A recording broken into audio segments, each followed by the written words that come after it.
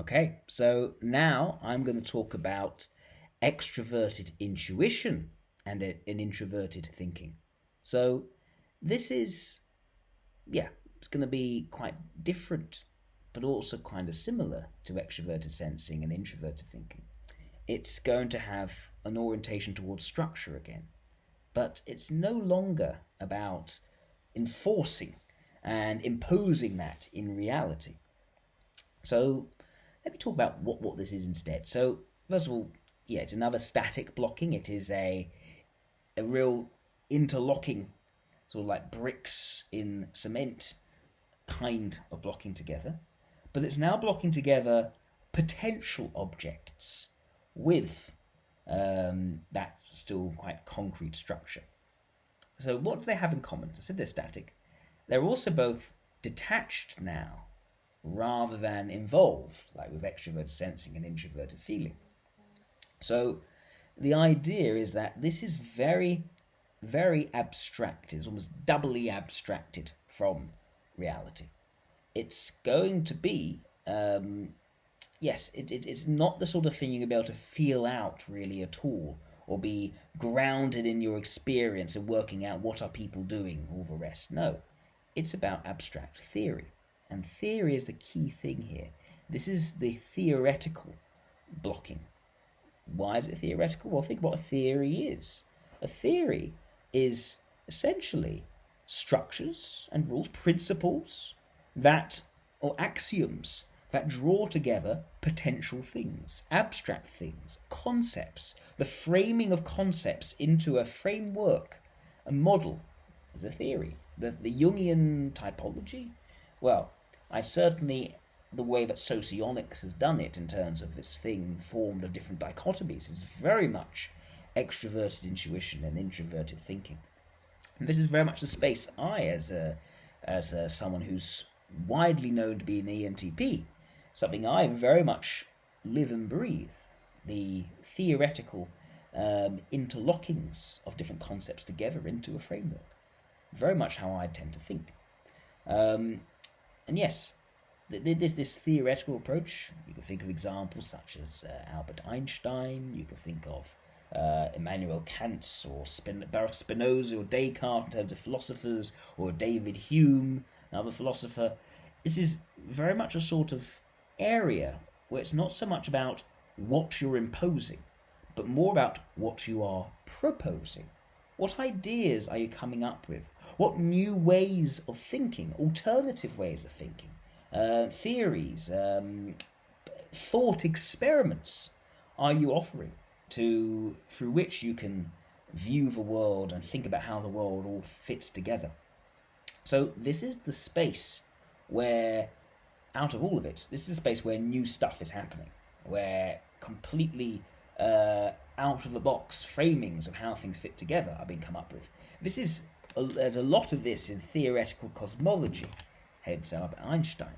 The idea that through applying mathematics, which is a structure, it is a set of rules and axioms, we could come to some sort of very insightful understanding about the fundamental laws of nature and some quite abstract concepts. Whether it's general relativity, you can't point anything physical as general relativity, it is a concept, it's an idea. Or quantum mechanics, again, very much an abstracted thing. It's very hard to really get to a real physical example when you're talking about this sort of stuff. And again, this is a very theoretical area, and theoretical as opposed to absolute. It's extrovert intuition, it's open to all sorts of ways, potential ways of framing it. It's not trying to assert one as the actual.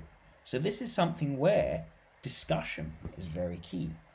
Asking questions, having the ability to talk things through, turning a subject over, often can be with other people as well. Collecting different ideas together to really think of new ways of thinking, of understanding.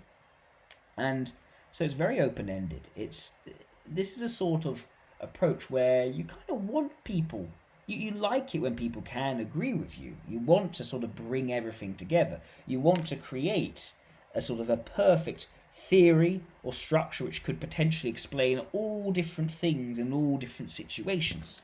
You kind of want that, but you also don't want to quite say, I am absolutely correct, there is no way I could possibly be wrong, and if you think differently, well, I'm going to bash you.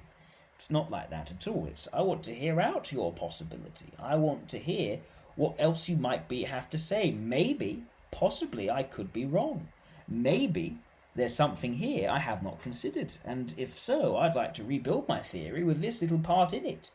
Now, there's this sort of midway sort of thing going on here, where this is someone who's trying to piece everything together perfectly, but is not ever quite willing to say, this is the finished, complete article. I'm not going to consider other possibilities. It's going to want to explore these alternative possibilities as well.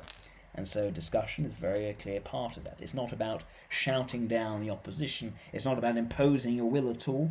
It is an ongoing discursive theoretical space. It's very academic, you could say, for that reason.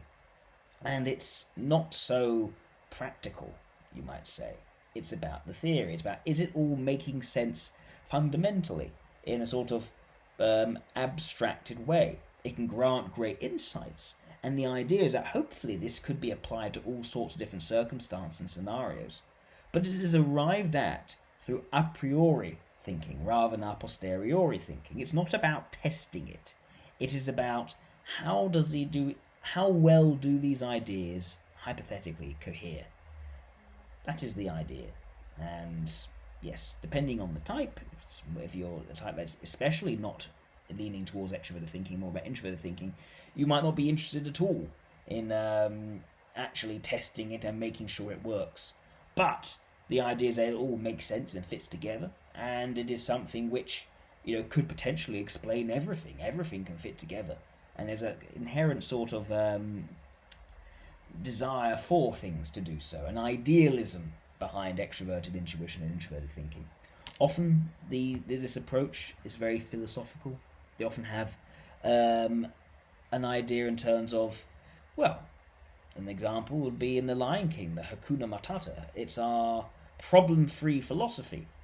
Philosophers often can be the sorts of types because it's an open, speculative space where you're trying to figure out how the universe works, what is right, what is wrong, in a sort of a principle-based way. Kant was very much of that persuasion.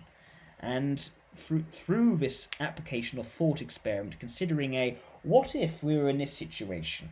What if, for instance, we were travelling along a beam of light, as Albert Einstein very famously speculated? What things would we discover about our universe by putting our mind in this very different perspective and then trying to make sense of it all? That's the idea. And yes, they often can come with a certain desire for theoretical purity, sometimes at the expense of actually doing something with it. It can remain quite intellectual and academic. So yeah, that's extroverted intuition and introverted thinking. Basically the great theory and system builders, the ones who want to piece everything together into a perfected theory, but are less interested in actually then forcing everyone else to align with their theoretical expectation, because there's always a possibility they might have the wrong idea, or there could be something even better.